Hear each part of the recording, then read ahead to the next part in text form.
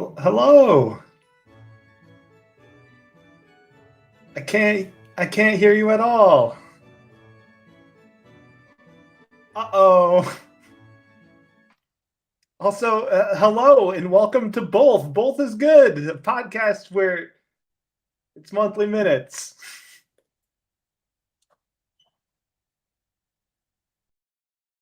Oh, is it audio on my side? Hello, it's me. I got it. Can you hear me? Oh, I can hear you. I heard you as soon as I went over to the stream tab to see if I could hear you on the stream. So I thought I was the one who was tech issues. We're good. Nope. It was me. That was a great joke. This Thank whole you. time I was like, this is gonna be like Both is Good all over again. Yeah. It's I was just really us. hesitant to start it because I didn't want you to panic. I launched into it. Then, I knew it was a joke. It's okay. yeah. Well, welcome. I buffed that. I biffed that. But here we are. I'm in a new space. Look at this beautiful new background.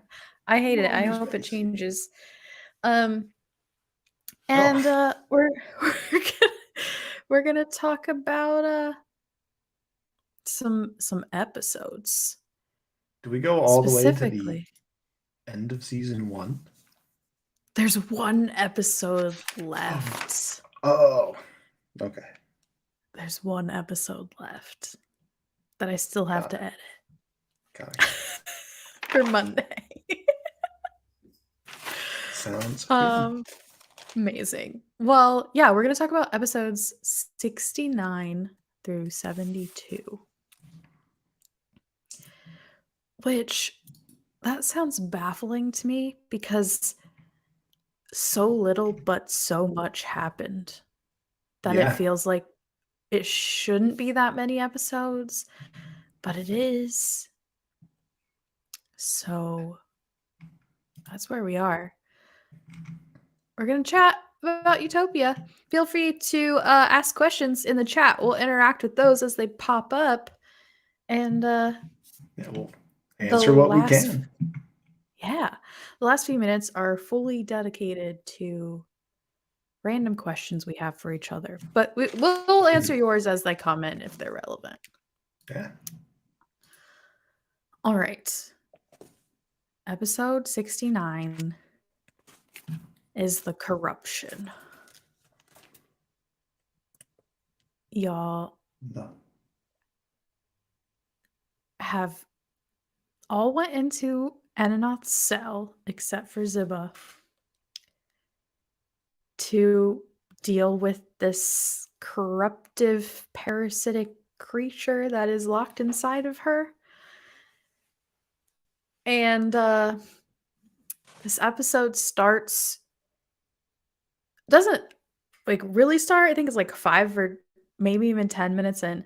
But the combat really starts with Godfrey rolling a nat 20 on a crazy, the most batshit insane thing. That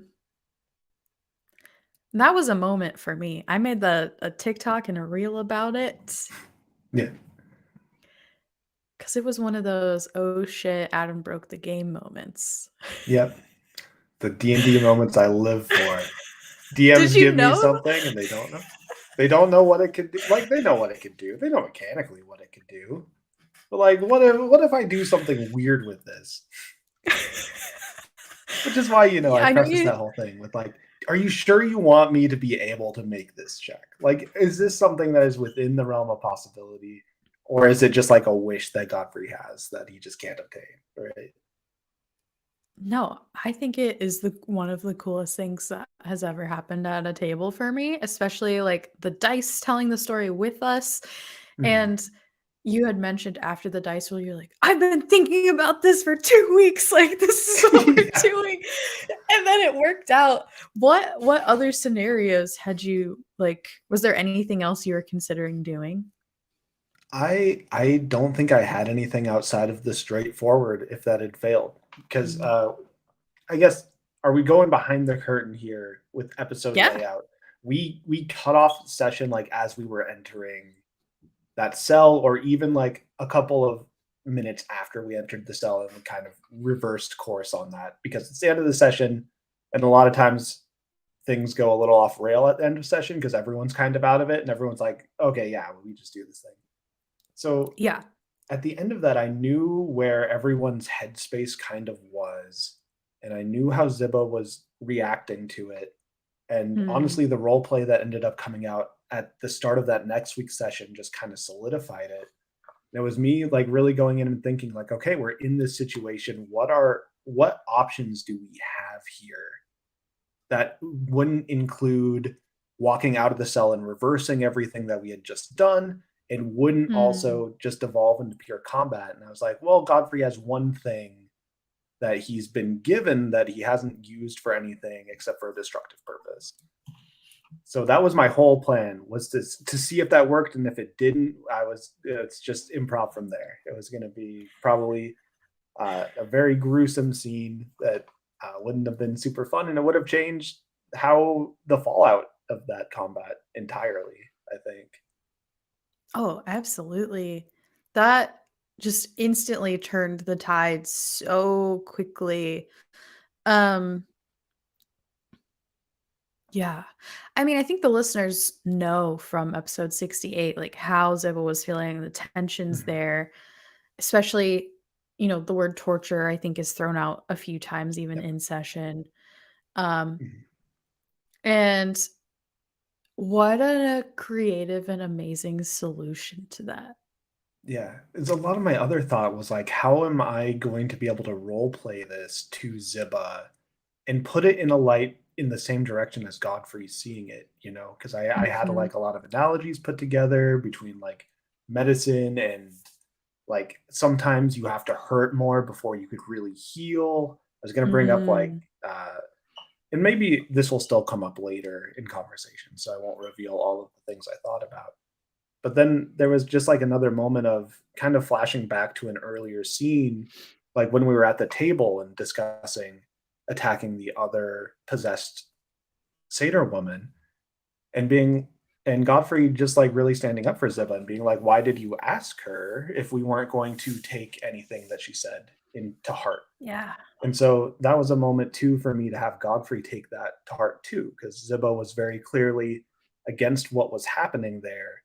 So what could he do as a character to kind of listen to Ziba's instinct, which has kind of been this thorough line, just like thing in the story that has just turned bad situations good up until now. And it played into it very well once again.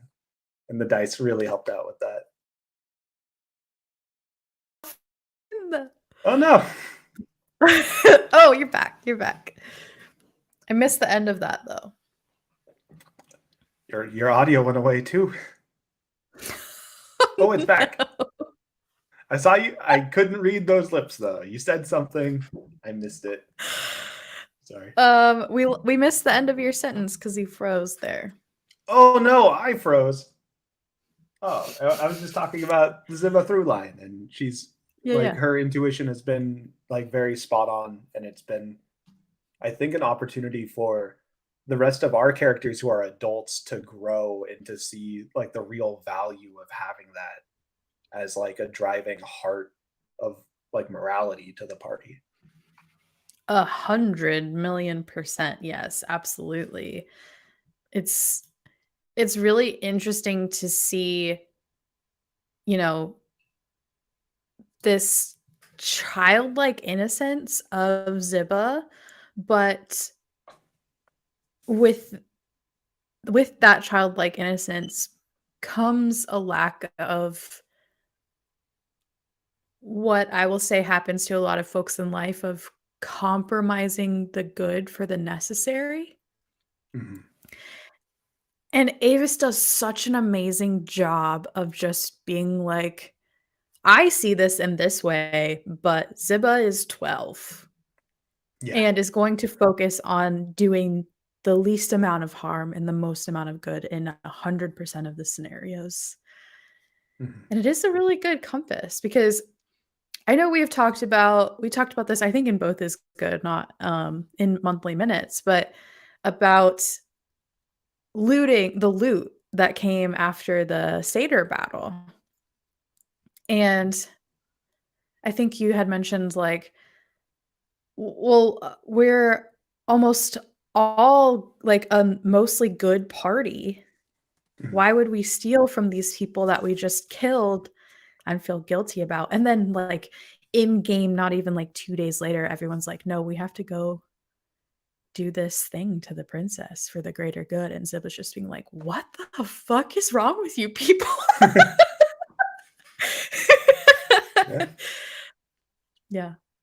That's why I love this game. That's why this is, like, why I love DMing is, like, escaping into a world where you can play with these, like, ethical and moral and philosophical quandaries of life. Mhm. Yeah, Anyway, safe way yeah. to do it in a way that won't permanently impact your real life. Exactly. But maybe you grow and learn. Yeah, that's wonderful. Yeah. Um, well, so the Nat 20 happens. You Mhm, rend the corruption from Eninoth's body, mhm. and a fight ensues. But y'all are locked in the cell, Yep. and the creature turns invisible and leaves because Yeah. it's incorporeal. Um, uh, there's this really hilarious thing about Ziba running to get the keys. And that was such a challenging DM moment for me because her getting to the keys should have taken a lot longer than it did, but then I played it straight on her running back to Mhm. bring you all the keys.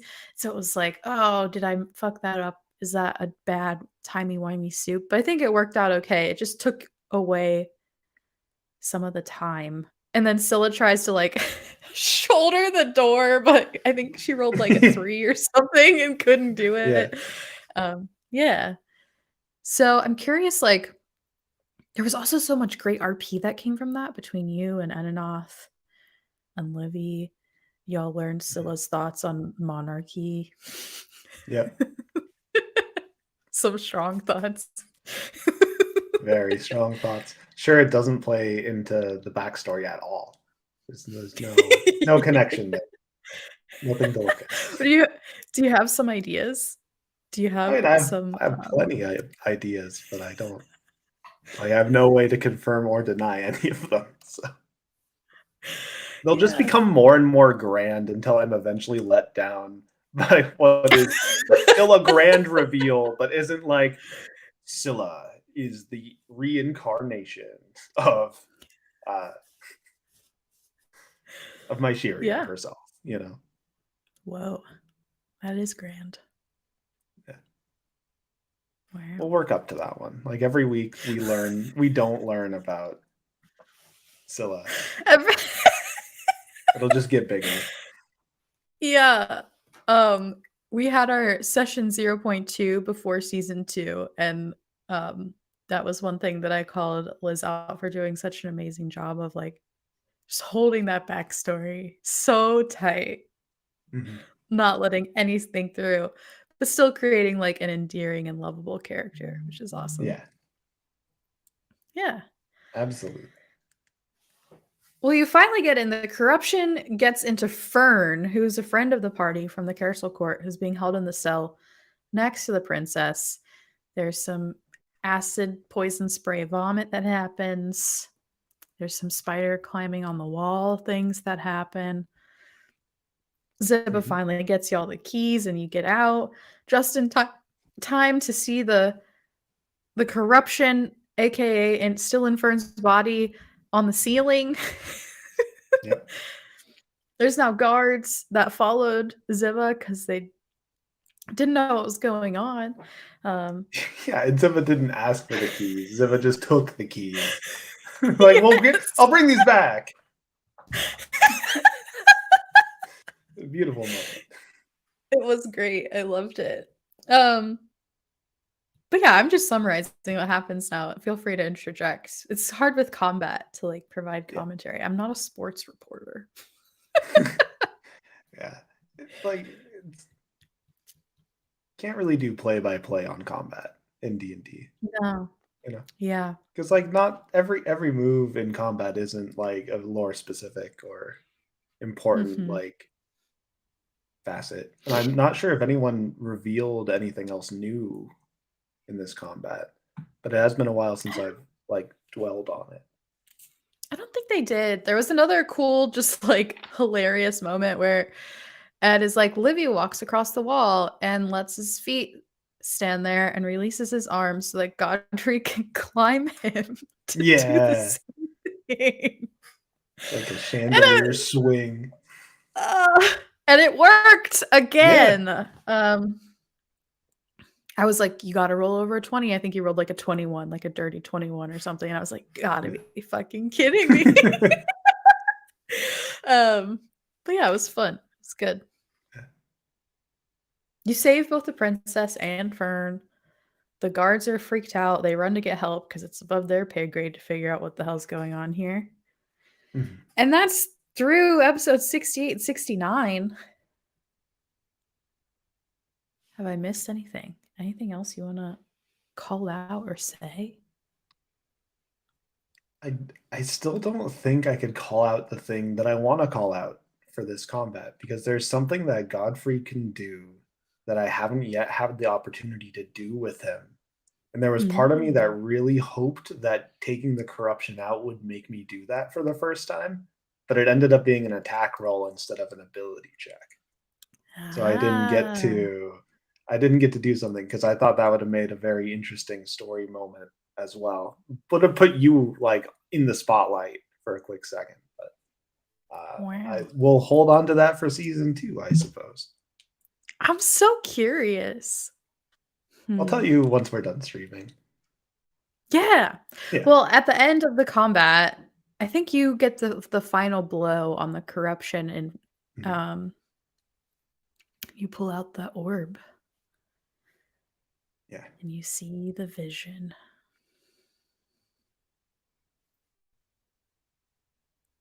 Big Yep. stuff. Godfrey or Morgus confirms that that's what he's been seeing in his visions as well, and then Did did he confirm that? I thought he kept that to himself and didn't say anything about it. you might be right. I just remember confirming it verbally, Yeah. which doesn't Like necessarily mean Morgus shared it, but yeah. Morgus. Yeah. I'll have Yeah. to re-listen to that episode and that part of it. Because Yeah. I've been running under the assumption that no one else knows that. Well, that was something he kept Mm. to himself. Mm. Might be a good thing to Yeah. also chat about to see if it comes up during our session 0 time Yeah, for for season 2. sure. What else? Livy and Ziba can confirm that who you saw was Medusa, Mhm. and then you meet a small halfling man named Gregor, who's like, "Come with me." Yeah.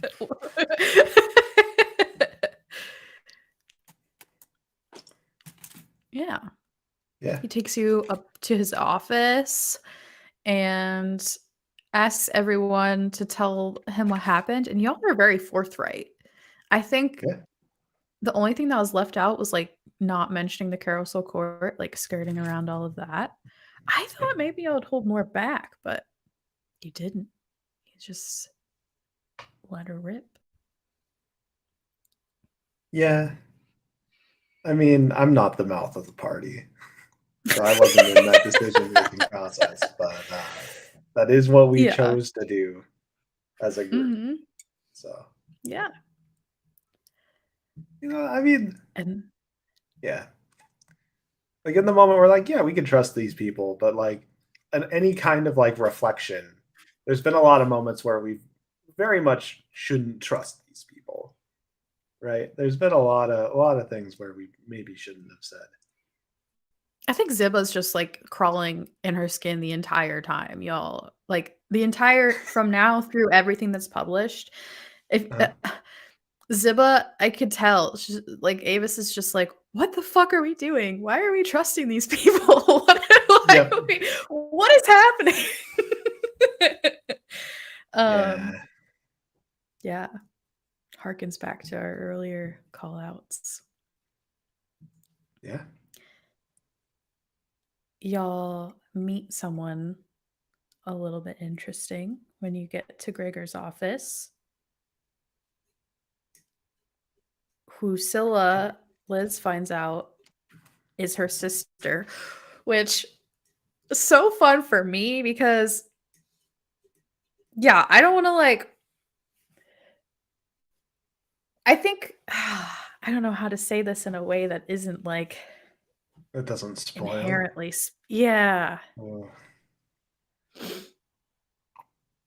What I will say is that Liz very strategically gave me a very small amount to work with Mhm. around Scylla. And so I think a lot of the reveals are also going to be surprises to Liz, Mhm. which is fun. And this was one of those moments that I had been Nice. waiting for a while. Yeah. Just like hadn't made sense. Yeah. We So just I haven't loved that had. reaction. Yeah. It's got to feel good as a DM. It's when you have that in your pocket and you've just been sitting on it and you finally just get to. There it is. Yeah. Yeah. I mean, Scylla and Godfrey are probably the two backstories we know the least about. Yeah. Because Godfrey's had such an extraordinary journey in this adventure Mhm. that I honestly haven't really poked too much. Yeah. Not that there's a lot. Yeah. Yeah. There's not. Godfrey's backstory is a curious case where I feel like it's less of a backstory for a DM to pull from to incorporate into like make it into like a conflict or something that's happening in there, but it's something that just Mhm. has like theming going around it that just ends up coming to like a head at a reveal at some point Oh, in the yeah. story. Oh, absolutely. Yeah. So, yeah, Scylla sees her sister who drops a tray of cookies and runs away, Yeah. essentially. Godfrey picks up the cookies, and then you all have that conversation with Gregor about what had happened, and he asks everyone what they want as a reward. He doesn't provide any limits. And y'all were very modest, I have to Well, say. I've got to say, the worst thing you could do is just be like, well, what do you want? Because I don't know what that means. What do you mean, what do I want? Is this a Is that right? wish? Is this a limited wish? Are you asking me like, do you want to become king of this castle? Do you want to join the guard? Do you want to like control our military? Or do you want like 300 gold pieces? Like I don't know the extent of like what that means, you know? So I Yeah, think a lot of us it was a fair. lot of like, uh, what do you mean we get to choose? What are we choosing from?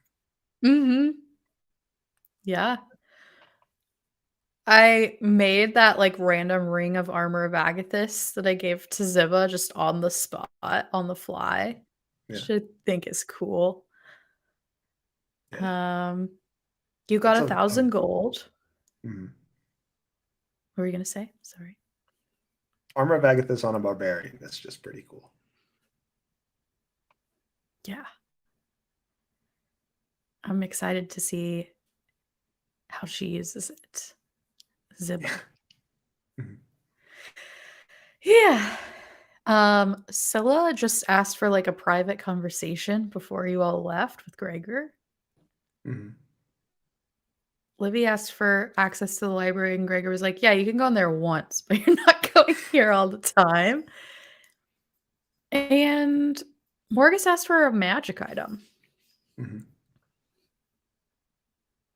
which behind the scenes, I was just like, "Yeah, choose like from this type of magic item, Daniel." And he was like, "That feels overpowered. How about this?" I'm like, "Why are you all nerfing your?" Well, It's like just fun. to be fair, like if and I was thinking about this too after we went through all of that. And it's like, okay, Mhm. how are you going to make this one trip to the library and this private conversation have the same worth as a rare Mhm. magic item. Like You're some not. like you got I'm you're not. not? What? No. You all had the choice, and they chose knowledge over material items. Yeah. So they should get like an important piece of knowledge at least, right? Like something, like inherently useful going forward. You know what's funny is we never RP'd either of those things, really. We didn't because one was private and one was like, we went to the library and then we're immediately called to a room. Mhm. Yeah. Which is why I don't know what that reward is. Which is why I'm curious how it's going to be useful. It's hard to put a value on knowledge, you know? Mm. Like, yeah, I guess to your point, what would 1,000 gold worth of knowledge mean? It's now if we're going into both is good mode here, what I would end up doing here is I would reward them with a secret. I would give them like a Mm. behind the screen secret that is important. That maybe they don't know why it's important yet, but it'll be very important that they know that thing and that it is like absolutely the truth. And there's like no question as to the validity of the thing that they've gained. And something that if we didn't have it later on, it would be almost problematic or it would make us miss a context clue that's very important in like a decision that we end up making. Hmm. 'Cause in some cases, that's like more valuable, like in the story, than say a magic item that's going to make us like broken for the rest of the entire like campaign. Fair. But that's just my Very suggestion. fair. You can do whatever you want with your world, and I respect it. Yeah. I know things that are spoilers that I can't say, but Mhm. yeah, it's really interesting. Anyway, Yeah. you all claim your rewards, and then, yeah, you head to the library because you think you're done, and then there's a scream. There's a scream that freezes Mystic's camera or mine. Strange man standing. What? Hello? Hello? You froze Are you back? again. I was My here. screen it showed that you froze. It's Oh so no. strange. Um. Well, what I was saying, you went to the library. There's a scream upstairs, so you Mhm. run up the stairs, and there's a glowing portal, and there's a strange man in the center of the room who says, "Actually, I'm King Thedonis," and transforms into King Thedonis. That's the end of that episode.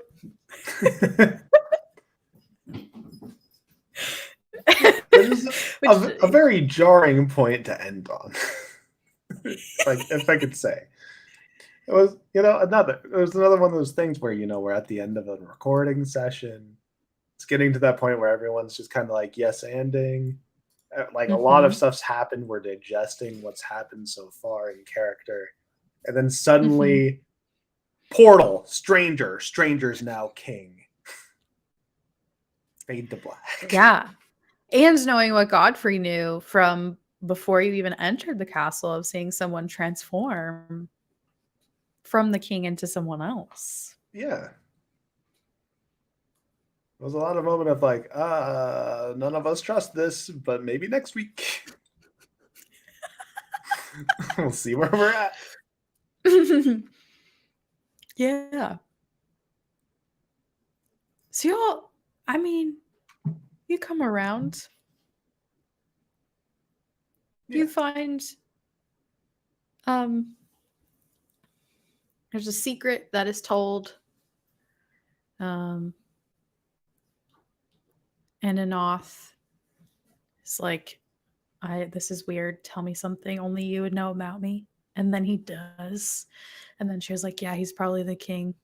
And then Livy's like, "Can we tell him what happened to you?" And she's like, "I'm gonna not listen to this." And she leaves, protect herself. Mhm. And her pet leopard goes with her, Baxter. And then y'all reveal some things about the gods. There's a strange Catwoman that appears to block the portal. And then half of the party goes back down to this king's office while Godfrey and Morgus search the upstairs. Kind of just hang out upstairs. And holy spumoli, the lore drops. Did this all happen in the most recent episode? No, I think I'm confusing the end of our session and the end of the episode. Episode Princess Saved. Some of this is a lot of this is happening in that one still. Oh, okay. Yeah. So yeah. I'm curious. I mean, I kind of know, but maybe for the listeners or people listening back to this, what was the thought process in not having Godfrey go with the rest of the party into the king's office? The thought process was Godfrey doesn't want to know what everyone else knows and has found out because he's completely convinced that everything he ends up knowing, Nyx would end up knowing. And right now, we definitely don't want to be siding with Nyx and Medusa, as it seems to be the case that Nyx and Medusa are the ones who are teaming up together. Yeah. Or at least that's Godfrey's assumption. Yeah. Evidence points to yes on that one. Which I think is ultimately moot because as soon as the party comes back, they just tell Godfrey everything that they talked about. Yeah, they do. So he knows anyway. Yeah. But, you know. Yeah. Well, you and Morgus go. And this was a little bit fun for me. I mean, I knew that you were just going to be like yes-anding with me and Morgus. But I was able to drop some of the extra lore kept in the castle that you all hadn't had a chance to explore yet. With some magic items and specifically some letters from a Captain Fright that were found in Guinevere's old room, which seems to have been left exactly as it was when she was murdered by the party. Which also seems odd because that room's been untouched for like how many weeks? A few weeks, like three or 4.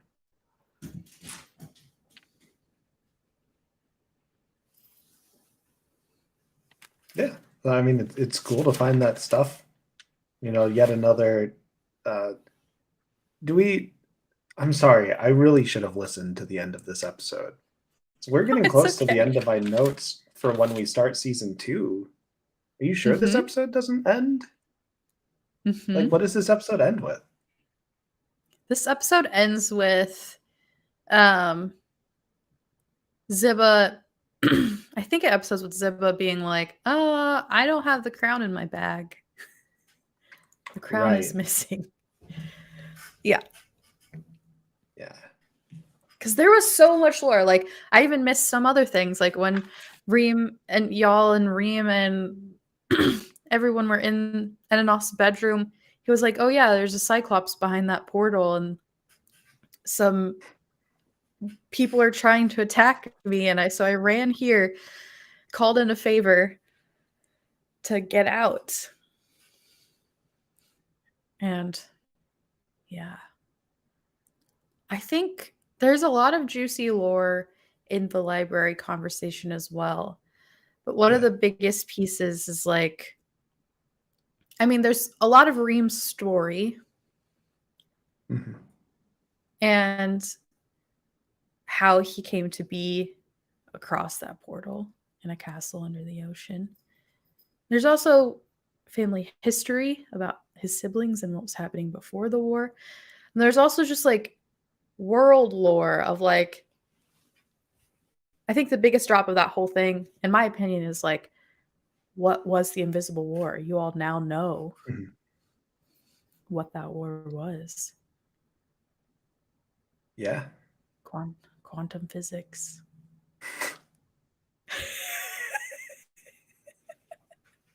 I thought it was science all along. Multiplanar activity. Yeah. There's so much in that I just need to re-listen to all of those episodes and just, which is hard because I also need to not do that because that's not who Godfrey is as a character. It's just who I am as a player. And it's really hard for me at this point to try to not metagame and to not talk above table to the rest of the party about options that I see that we could take that Godfrey doesn't see, but that I'm like, we should do this. It's very low intelligence characters. You did this to yourself. I did do this to myself. I didn't want to step on anyone else's toes. It's great. Yeah. Sometimes it's good to play a character that's different from your style. Mm-hmm. Although you have to make sure you're still having fun. Yeah. Which I think you are. Yeah. Absolutely. Great. The party reconvenes, half of them ending the conversation with the king being like, I certainly have a larger task for you that you should take some time to think about. I think he even says, like, choosing a side in the war of the gods is not an easy decision. Please take some time. But before that, can you take care of David? Because I can't find him. And then at that point, the party reconvenes in the library. Everyone tells you everything that happened in Reem's office. And there's a moment that sticks with me where Livy and Ziba are kind of bickering about morals and ethics and what to do next. And Godfrey's just like, stop. Like, everyone's fucking exhausted.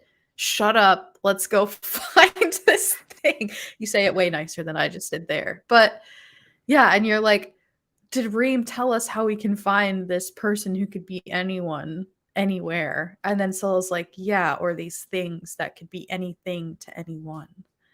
And those two lines together, for me, it was just kind of like, you get it.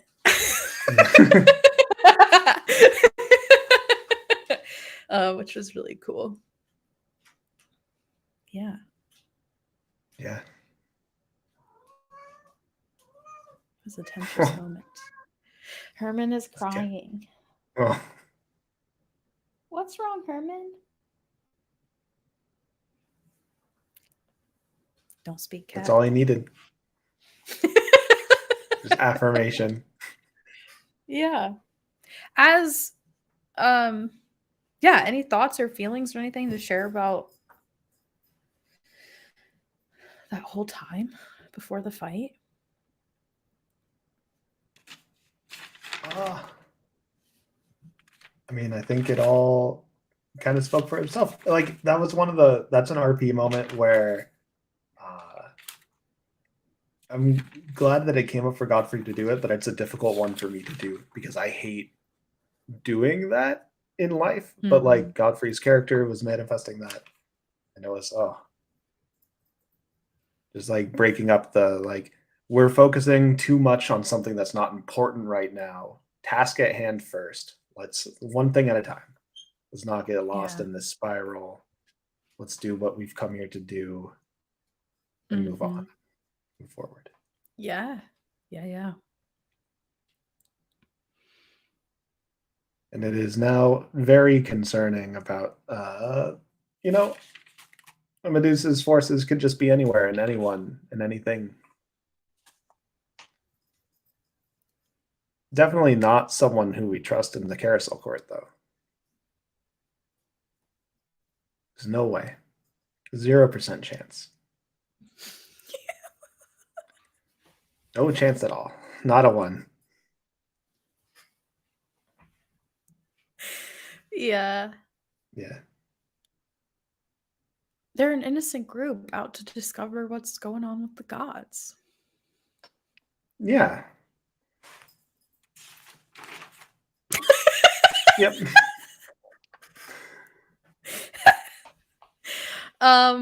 Fantastic.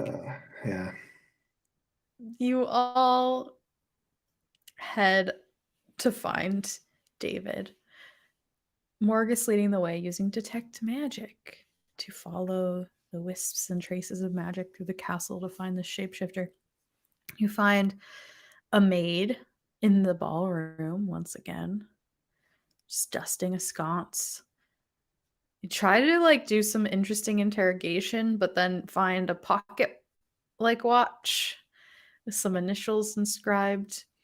Ziba steals it, holds it up, calls them out, and then they try to run through you all to escape. And there are attempts to stop them, which Ziba then does, which really starts the whole battle. Only to then have Scylla tell Ziba to drop them. Which she does, and then David succeeds on his throw, his saving throw, and is once again on the run. It was an interesting start to the battle. Yeah. So do we get, I'm sorry, do we get through this battle in this episode? Do we even start it in this episode? Yeah. We're about halfway through. The battle ensues.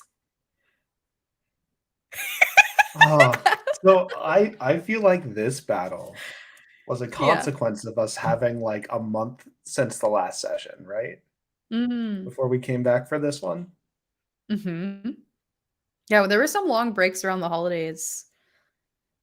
So it was one of those disconnects that I only realized like halfway through the battle, where it's like, well, we've just been in here and had this whole tirade about not hurting people for reasons. And we're trying to save people and not hurt them when they don't need to be. And we're just clapping David. We're just no mercy, no holds barred. Everyone else in the party is just like, all right, we got to get him. Yep. It's like, oh, yeah, nope. The corruption still in this guy, too. Well, you get him and you heal him right away. I think you even use a hand of healing on him, like the first opportunity you can, which is the first time we see Godfrey use that feature, which is really cool. Yeah. Ended up giving it a different flavor than I intended to have it initially, because it's taken this long to be able to use it. What was it going to be initially? Initially, it was just all going to be kind of like holistic medicine, just body healing, right? Just like getting rid of like relocating dislocated objects. I may have disconnected again, so I'm going to wait. Did I disconnect? You're good. I'm good. Okay.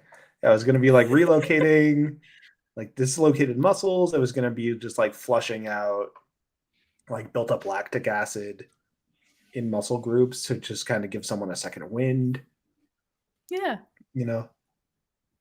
And then at this point, it just took that really mystical turn where it's him leaning more into the power that's perceived as being borrowed from Nyx and trying to convert it into something that's not purely destructive. I love that so much. Yeah. Especially since Nyx is a deity of night and darkness, which is not an inherently evil or harmful thing. It's just a natural thing that has to occur for balance, you know? Mm-hmm. Yeah. That's really cool. Yeah, you know, part of me was just like, why is everyone going to town on poor David here?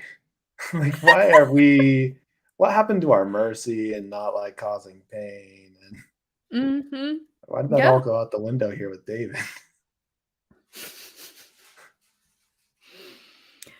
Well, he survives and he's very confused, but he runs away.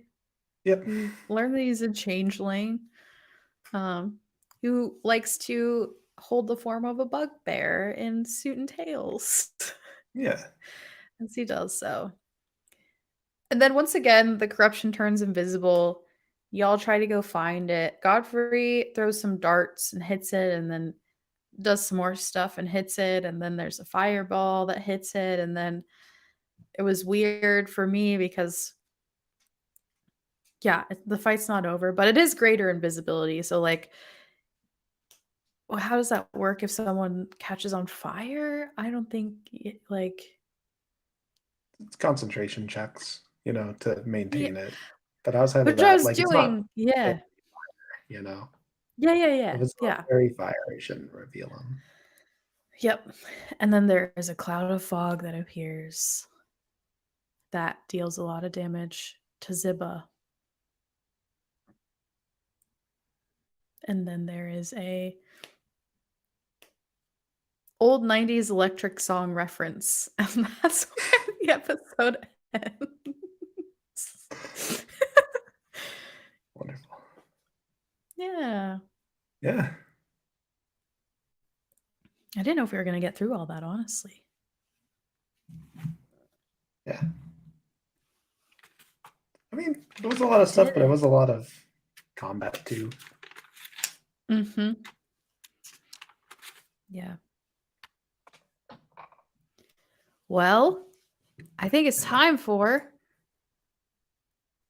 our Q&As. Q&A! I'm sorry. I've connected the pieces in my notes in our talking. So What pieces? yeah, I just I wrote somewhere in my notes like, okay, the three things we have to do, or the three things that the king wants, I think is what this note was one, find the impersonator David, two, stop who's bringing the gods back, and three, help with the larger war. And now I think I have the answer to who number two is, and I don't like it.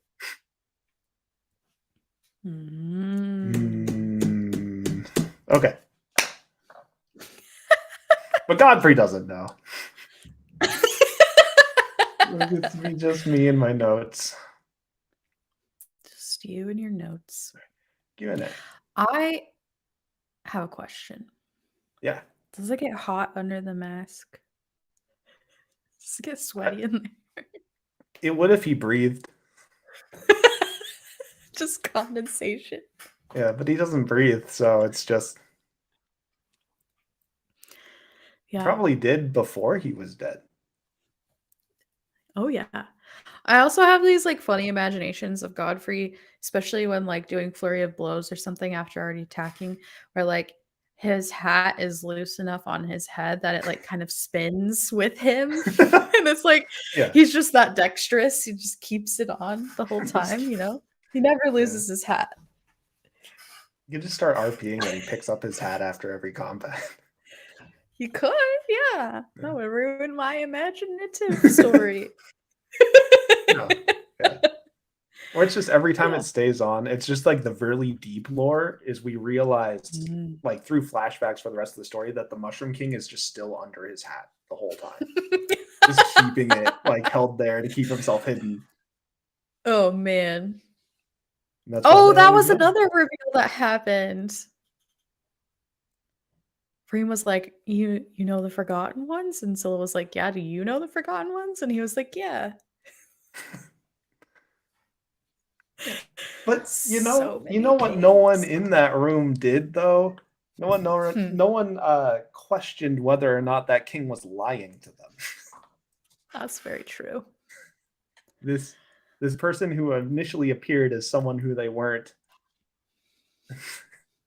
has been trying to run away from something their whole life. The Wednesday group, this was not intentional. I based this character off of an illustration I saw online that really inspired me. But But the Wednesday group was convinced that this character is David Bowie. That's pretty funny. Specifically David Bowie in Labyrinth. Yeah. The Goblin All right. King. Yeah. See that. Yeah. Just funny. Do you have any questions for me? Yeah. What was the piece of lore you had been sitting on the longest that you were really happy that we finally got revealed, that you finally got to tell us? That's hard because I have lore drops kind of pre-planned into arcs. So there's not like one thing that could have been revealed earlier unless there was like a crazy like a rip the corruption out of the princess kind of a situation. Mm-hmm.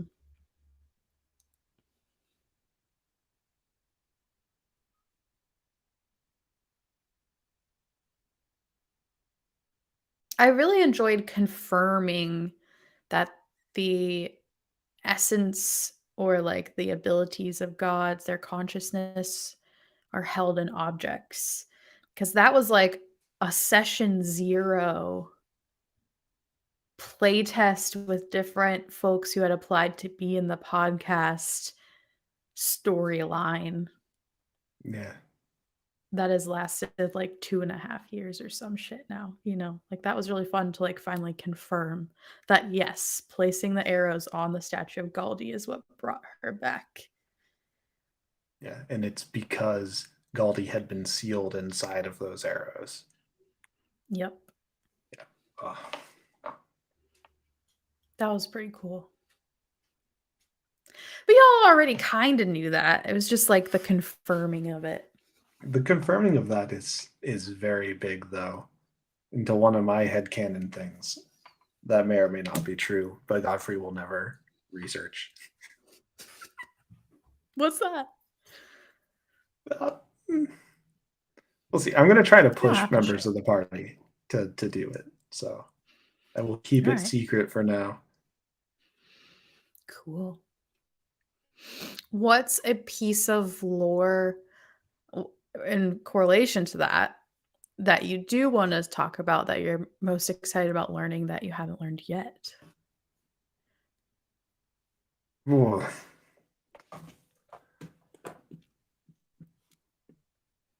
I want to learn that we haven't learned yet. It's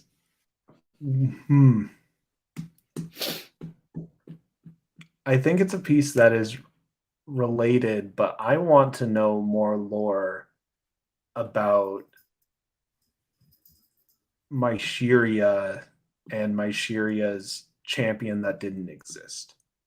Right? Because they had found the book. And like this is one thing that I don't know a lot about because we picked it up and then dropped it so quickly.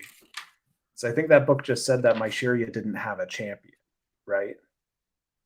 Yeah, it was like a weird book that contradicted itself that was about champions of the gods, but said there was only Siera and that Siera never had a champion. Yeah.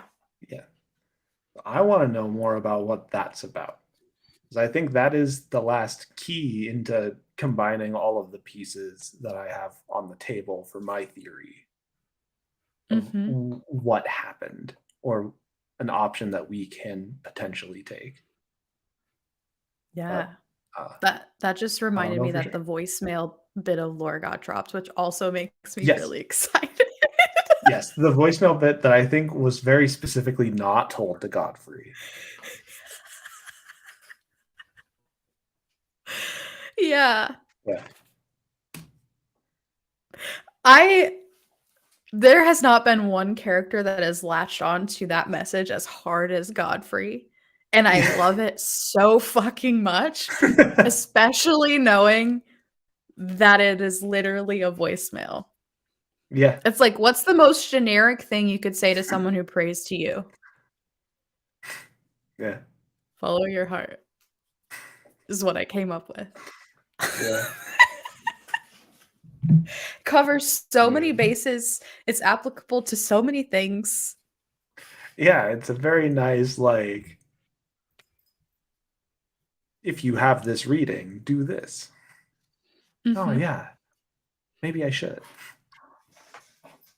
But also for you to come around and have that be a voicemail the whole time, but then have it pay off so much, like following that advice. Yeah. Yeah. Do you think my Shiria is real? Why would you ask that question? Why would you throw this loop into everything? Well, Yeah. Like someone had to yeah. leave the voicemail. Yeah. Absolutely. How dare you? How dare you? Do you have any more questions for me? We have 2 minutes left. Yeah, sure. Is my Shiria real? I don't know. Have you read the creation myth story lately? No. Okay, I just have to write that in really big text in my notes now. What is my Shiria Is my real? Shiria real? Uh, uh,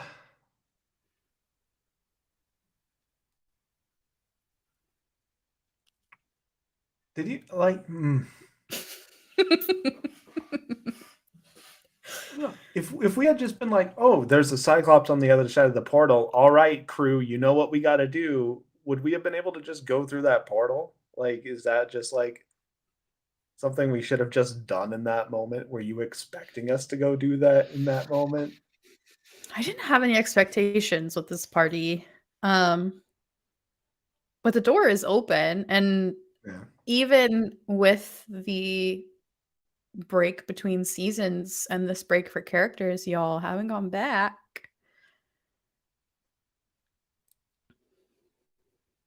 No, because you said there. I don't know.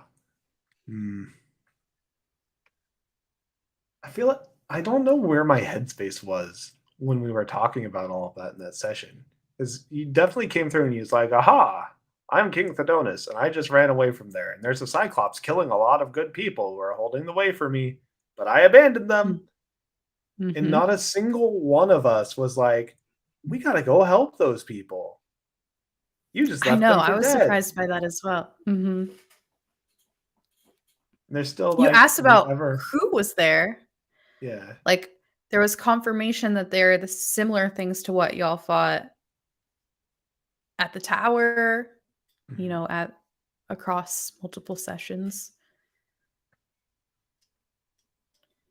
Yeah, and I don't know why it is. I'm not sure if we were all just like super digesting everything that had just happened and like the lore drops that had just happened and being in a state of like we can't or maybe it It's was just like possible. this non-realization that like none of us realized that that was an option we could have taken. But like Yeah. definitely hearing back to it, it's like yeah, that was 100% an option. Mhm. Just Yeah, he didn't. even, like, called upon someone else, the tabaxi that appeared like a Cheshire cat to guard the portal because he was worried that it wouldn't hold. Yeah. Well, also, there's a part of me who now like knows deep down in my heart that if Morgus had made something out of that Cyclops lens, it would have let us see invisible creatures. Mhm. Yeah. It's all these realizations now sitting here in monthly minutes. I don't have when I'm in the Godfrey character headspace, you know? Yeah, Not sitting absolutely. in there. Hmm. Well, that is a wrap for Monthly Minutes, episode 17, I believe. It might be more than that. I might be wrong. Who knows? It's Tuesday. We Yeah. hope you had a good time. Thanks Um, for hanging out. joy Yeah, thanks for hanging out. We, do these once a month. We normally announce them about the week before they happen. They happen on different weeks based on folks' availability, so there's no set schedule, so make sure you're following us on the socials. to know when we're gonna do this again, we have a really cool stream happening next Thursday. It's gonna Yeah. be fun. Thirsty sword lesbians in a dinner speed dating / murder mystery. Yeah. So join us for that. And yeah, until next time, thanks for hanging out. See you Bye. later. Thanks. Goodbye.